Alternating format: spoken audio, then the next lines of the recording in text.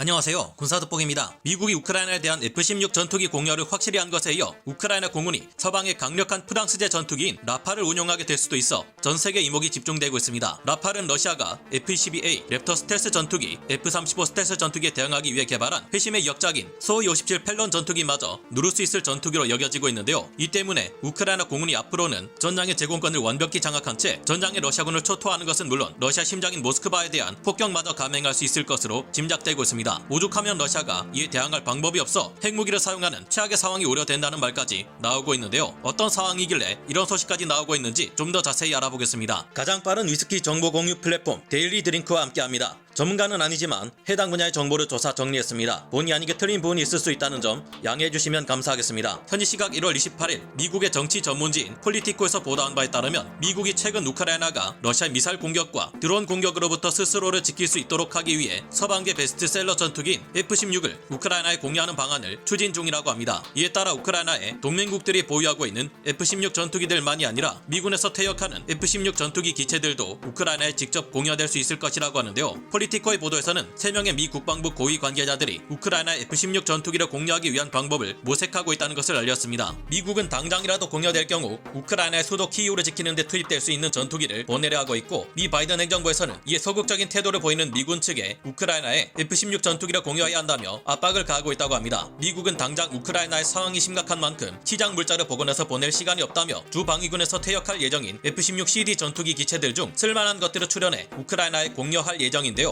하지만 이보다 먼저 우크라이나에 지원될 수 있을 것으로 여겨지는 것은 네덜란드 공군에서 퇴역할 예정인 F-16AM, BM 전투기 40여 대인 것으로 파악되고 있습니다. 네덜란드 정부는 이미 이들 전투기 40여 대를 우크라이나에 공유하겠다고 밝혔고, 이들의 의사를 미국 또한 긍정적으로 받아들이고 있는데요. 해당 사안은 빠르게 진전되며 구체적으로 언제 얼마나 많은 네덜란드 F-16AM, BM 전투기를 공유할 것인지, 운용 요원 교육은 언제 어떻게 진행될 것이며 후속 군수 지원은 어떻게 해결할 것인지 등에 관한 구체적인 논의가 빠르게 진행 중인 것으로 알려지고 있습니다. 미국 외에 르클레르 전차의 우크라이나 공여를 준비하고 있는 프랑스 또한 우크라이나를 도와 전투기를 보내겠다고 나섰습니다. 프랑스 의회 국방위원회에서는 현지 시각 1월 28일 토마스 가질라우드 위원장 명의의 성명을 통해 우크라이나의 다수의 미라지 전투기들을 공유할 뿐만 아니라 최신형 전투기인 라팔까지 지원할 것이라는 계획을 밝혀 많은 이들을 놀래켰습니다. 이에 대해 우크라이나 공군 사령부 대변인인 유리 이그나트 대령 또한 얼마 전 프랑스와 전투기 공유에 관련된 논의를 진행했는데, 우크라이나 공군 조종사들이 프랑스의 전투기들에 익숙하지 않아서 조종사 및 운용 요원 교육을 진행해야 할 것 같다. 후속 군수 지원과 관련해서도 집중적인 논의가 이뤄지고 있다 라고 밝혀 프랑스 측의 발표에 대한 신빙성을 더했습니다. 여러 오신트 정보통들이 주장하는 바에 따르면 프랑스에서 우크라이나에 공유할 전투기는 지난해 연말 퇴역한 11대의 미라지 2000C 전투기와 7대의 미라지 2000B 전투기인 것으로 밝혀지고 있는데요. 토마스 가질라우드 위원장은 프랑스가 강력한 최신형 전투기인 라팔마저 공유할 것이라 전했지만, 여러 오신트 정보통들은 이에 의문을 표했습니다. 이들은 프랑스가 라팔 전투기를 그냥 공유하는 것이 아니라 미라지 2000계열 전투기 18대를 우크라이나에게 주면 우크라이나가 최신형 4.5세대 전투기인 라팔 F3R 버전이나 라팔 F4 버전을 신규 구매해달라는 조건을 붙였다고 주장하고 있는데요. 어떤 조건이든 우크라이나가 F-16 전투기들에 이어 라팔 전투기마저 확보하게 된다면 고작 미그-29 전투기들을 운용해왔던 우크라이나 공군의 전력을 엄청나게 증강시킬 수 있을 것으로 평가되고 있습니다. 균형 잡힌 성능과 꾸준한 업그레이드로 프랑스 공군과 해군 항공대 조종사들 사이에서 매우 만족도 높은 평가를 받고 있는 라팔은 프랑스가 개발해낸 명품 전투기로 최신 개량형 4.5세대 기들은 현재 가장 주목받는 기체들이기도 합니다. 프랑스제 전투기 라팔은 소형 기체라 기동성이 상당히 높으면서도 상당히 많은 폭장량을 자랑해 2마리 토끼를 모두 잡은 명품 전투기로 여겨지고 있는데요. 스펙트라라 불리는 우수한 전자전 장비도 갖추고 있으며 유로파이터 타이푼 전투기에 비해 추력은 낮지만 폭장량은 오히려 2톤이 더 많습니다. 프랑스는 미라지 전투기를 개발하고 운용해 오며 쌓아왔던 삼각형 날개 델타익 전투기의 공력학적 이점을 10분 활용해 라팔 전투기를 만들어냈고, 덕분에 라팔 전투기는 같은 출력으로도 더 높은 최고 속력을 낼 수 있으며 체급에 비해 연료와 무장을 더 많이 실을 수 있게 되었습니다. 라팔이 크게 주목받은 것은 2008년 열린 레드 플래그 훈련에서 서방계 명품 베스트셀러 전투기인 F-16을 상대로 6대2라는 상당히 우세한 스코어를 기록하면서부터가 아닐까 하는데요. 당시 F-16 전투기를 몰았던 조종사는 라팔이 F-16 전투기보다 훨씬 공격적인 기동이 가능하다고 평가해 라팔의 우수성을 알리기도 했습니다. 물론 이 같은 요소가 절대적인 공중전에 우세를 약속할 수는 없고, 조종사의 능력에 따라 공중전의 결과는 달라질 수 있다고 답했습니다. 라팔은 델타익을 전투기를 적극적으로 채용해 이를 통해 상당한 장점을 얻지만 반대로 델타에게서 발생하는 단점을 잘 공략하는 적군 조종사가 있다면 상황에 따라 불리해질 수 있기에 방심해서는 안 된다는 말일 텐데요. 프랑스군 그랑클라우돈 중령이 밝힌 바에 따르면 라팔 전투기는 2009년 아랍에미리트에서 ATLC 훈련을 진행하며 암속 상황의 모의전에서 유로파이터 타이푼을 상대로 7승 1패라는 우월한 스코어를 기록했고 최강의 스텔스 전투기로 평가받는 F-12A 랩터와의 모의전에서도 5무 1패를 기록하는 등 인상적인 활약을 보였습니다. 게다가 실제 전투 임무를 수행할 때는 유지 보수 측면에서 굉장히 탁월한 면모를 자랑했는데요. 라팔 전투기들은 리비아에서의 전투를 비롯해 여러 번의 실전 사례를 거치는 동안 90%가 넘는 출격률을 보였는데 이는 이라크 전쟁 당시 미국 F-18F 슈퍼원의 전투기 이외에는 나온 적이 없는 기록입니다. 게다가 온갖 전자장비가 가득한 4세대 이후의 현대 전투기에서 이런 기록이 나왔다는 것은 믿기 힘들 정도로 대단한 수치인데요. 다만 단점이 없는 것은 아닌데 라팔의 유지 보수 비용이 저렴한 것은 절대 아니라서 부담이 만만치는 않다는 것입니다. 무엇보다 최근 우크라이나 전쟁을 통해 5세대 스텔스 전투기라 불리던 수호이 57이 실제로는 스텔스기로서 전혀 활약할 수 없는 4.5세대 전투기에 불과하며 수호이 57의 레이더 반사 면적 RCS 수치가 라팔보다도 더 큰 것으로 드러났다는 소문이 자주 들리기까지 하고 있습니다. 이번 전쟁에서 수호이 57 펠로는 단 한 번도 러시아 영공을 넘어 우크라이나 영공으로 침투한 적이 없으며 둔중한 전략 폭격기들도 얼마든지 할 수 있는 장거리 스텔스 순항 미사일 공격만 수행하고 돌아오는 모습을 보여 조롱의 대상이 되고 있는데요. 수호이 57 전투기와 라팔 전투기 중 라팔의 RCS 수치가 더 낮다면 이는 공중전에서 라팔이 수호이 57을 먼저 발견하고 먼저 중거리 공대공 미사일을 발사해 먼저 격추시키는 기회를 얻을 가능성이 크다는 것을 말해줍니다. 라팔은 사정거리가 무려 200km 이르며 현존 최강의 중거리 공대공 미사일이라 불리기까지 하는 미테어 미사일을 장착해 발사할 수 있는데요. 라팔의 RCS가 수호이 57보다 낮다는 것이 사실이라면 운 좋게 수호이 57이 라팔이 첫 번째로 발사한 미테어 중거리 공대공 미사일을 피한다고 해도 회피 기동에서 에너지를 크게 상실한 상태가 되고 이때를 노려 두 번째 공격을 가하는 라팔 전투기에게서 벗어나기 쉽지 않을 것으로 보입니다. 낮은 RCS 수치는 항공기들 간의 공중전에서 전자전에도 영향을 미치는 만큼 라팔의 공중전 우위를 만들어낼 수 있을 것으로 보이는데요. 어차피 수호이 57의 숫자가 3기를 넘어가지 않은 데다 우크라이나 영공에 잘 투입되지도 않는다는 점을 감안해보면 라팔의 상대가 될 러시아 공군 전투기는 수호이 35 계열의 전투기들이 될 가능성이 더 높아 보입니다. 하지만 현재 러시아 공군의 전투기들은 가동률이 너무나 크게 떨어지고 있는 상황이며 사실상 지금도 하루 출격 횟수가 크게 줄어든 우크라이나 공군의 미그 19 전투기나 수호이 15 공격기를 견제하기 어려운 상황입니다.